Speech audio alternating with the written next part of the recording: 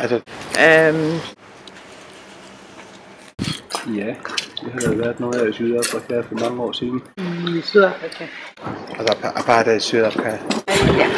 Noget med sort-hvide. Man holdt de sorte væk fra de hvide.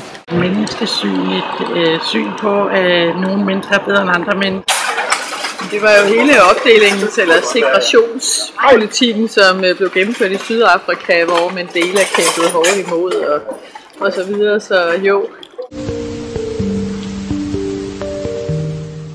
Jamen, jeg har det med mennesker. Jeg har ikke nogen problemer i. Det er fint med dem. Fint. Jeg har en kusine, der er mulat.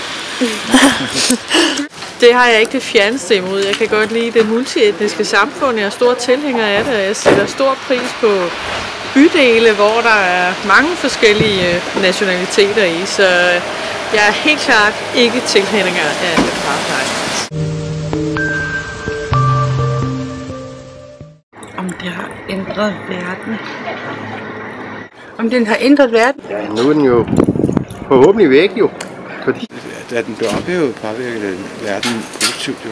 Jamen det har jo nok trukket verden i nogle uheldige retninger, men sandsynligvis også ligesom krig ofte gør. Man kan jo ikke sige, at apartheid som sådan er en krig i al offentlighed, men nogle gange så fører den slags ting til, at kreative mennesker, som eksempelvis er undertrykt, faktisk får nogle ret gode idéer. Så jeg vil ikke udelukke, at det måske kan have fremelsket nogle positive ting, men alt i alt så har det jo været en stor negativ ting.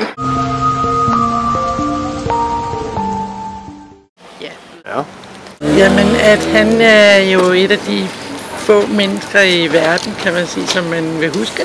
Den første sortpræsident i Sydafrika. Jeg sidder i fængsel i et halvt liv. Og Jeg tror også, at han er verden. Han er jo en gammel mand nu. Jeg tror, han har gjort en forskel.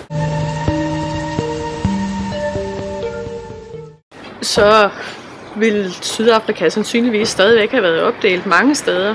Jeg tror stadigvæk, der er mange spændinger imellem sort og hvide dernede, men jeg tror ikke, de var kommet så langt, som de er nu.